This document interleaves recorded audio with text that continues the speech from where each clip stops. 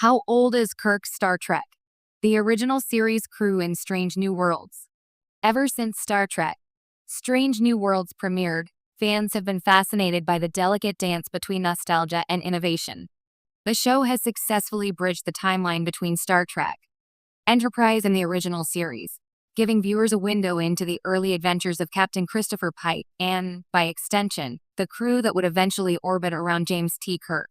But it naturally begs the question: how old are the familiar faces of TOS during these formative years? Let's take a voyage through Starfleet's timeline and do some careful age calculations, without relying on warp speed approximations.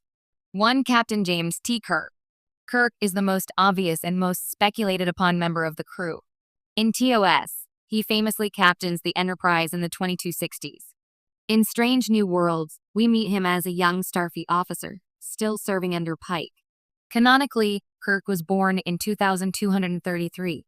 The events of SNW take place roughly around 2259 to 2260, which would make Kirk about 26 or 27 years old. It's a fascinating age because it positions him as an ambitious, capable young officer, not yet the confident, sometimes cocky captain we see in TOS. Actor Paul Wesley portrays Kirk in the upcoming seasons, embodying that mix of youthful vigor and raw leadership potential. At 26, he's still learning, still testing boundaries, and still on the cusp of the legend he's destined to become. 2. Spock. The ever-logical Vulcan, Spock, brings a different perspective to age calculations.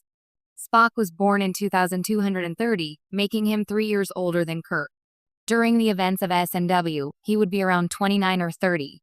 This places him in the prime of Vulcan intellectual maturity while still maintaining the emotional curiosity that makes him such a unique bridge between humans and Vulcans.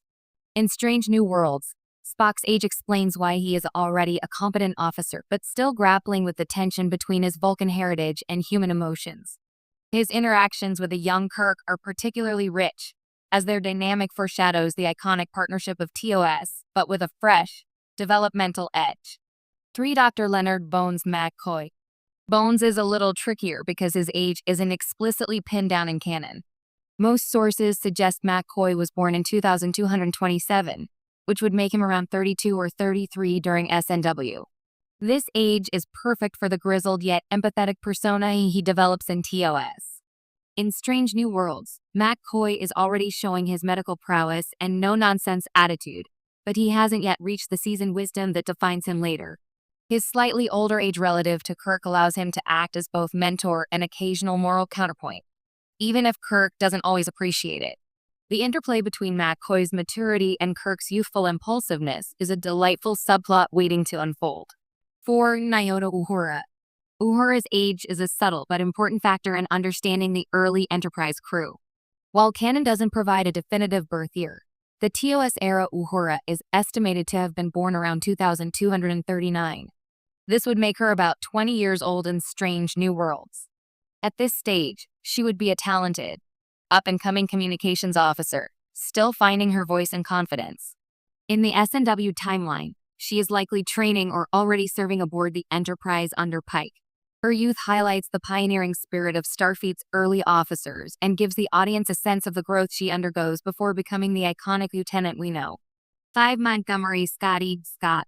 Scotty's early years in Starfleet are rarely explored, but by analyzing the timeline, we can make some reasonable assumptions. Born in 2222, he would be roughly 37 or 38 in SNW. This makes him older than most of the young TOS crew, but still early in his engineering career. This age aligns perfectly with the portrayal of Scotty as a brilliant, hands-on engineer who is still ambitious, but not yet the legendary chief engineer of the Enterprise. His experience provides a grounding influence among younger officers and explains why he later becomes such a trusted advisor to Kirk. 6. Hikaru Sulu. Sulu's timeline is slightly easier to trace. Born in 2237, he would be around 22 or 23 in Strange New Worlds. This early stage of his career would find him eager, adaptable, and still learning the ropes of Starfleet's command structure. This age is perfect for showing Sulu's initial spark and latent leadership qualities, teasing the calm, precise, and adventurous officer he becomes in TOS. Young Sulu in S&W represents the future helmsman of the Enterprise, with hints of the sword fighting and piloting expertise that will define him decades later. 7. Pavel Chekhov. Chekhov is notably absent in the S&W timeline, as he joins the Enterprise later. Born in 2245, he would still be a child or teenager during the events of S&W. His late introduction to Starfleet helps maintain historical accuracy while leaving room for a dramatic entrance in the late TOS era. Chekhov's absence in S&W also reinforces